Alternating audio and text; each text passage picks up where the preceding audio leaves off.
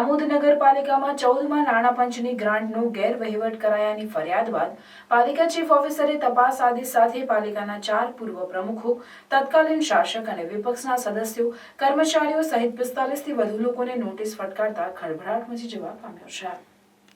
આમોદ નગરપાલિકામાં 2015થી 2020ના 5 વર્ષના સમયગાળામાં 14મા નાણાં પંચની ગ્રાન્ટમાંથી પાલિકા શાસકોએ સરકારની ગાઈડલાઈન મુજબ કામો કરવાને બદલે અન્ય કામોમાં કરોડો રૂપિયા વાપરી નાખતા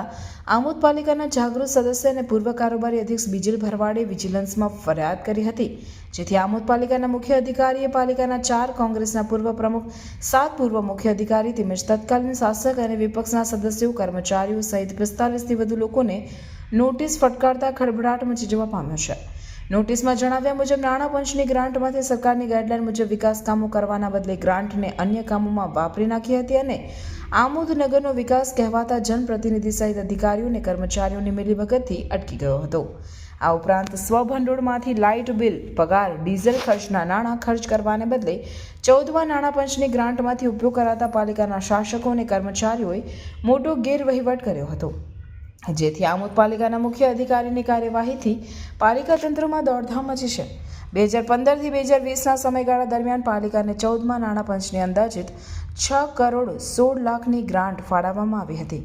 જેમાં અધિકારીઓ અને પદાધિકારીઓએ અને કર્મચારીઓ આ ગ્રાન્ટને આડેધડ વાપરી નાખી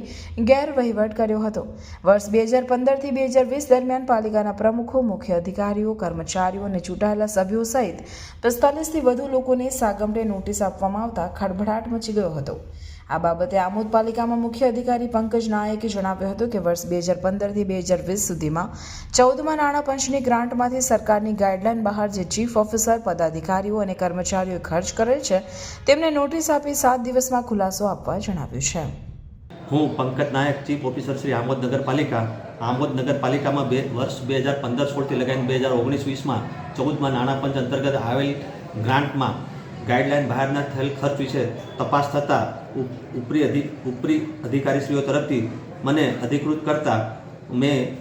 અગાઉ આમોદ નગરપાલિકામાં ફરજ બજાવી ચૂકેલ ચીફ ઓફિસરશ્રીઓ તેમજ કર્મચારીશ્રીઓ તેમજ અગાઉના પદાધિકારીશ્રીઓને ગાઈડલાઈન બહાર થયેલ ખર્ચ બાબતમાં ખુલાસો પૂછેલ છે અને તેઓને દિન 7માં 5 કરોડ ને 90 લાખ સુધીનો જે ખર્ચ ગાઈડલાઈન બહારનો થયેલ છે તે બાબતમાં જવાબ રજૂ કરવા માટે જણાવેલ છે।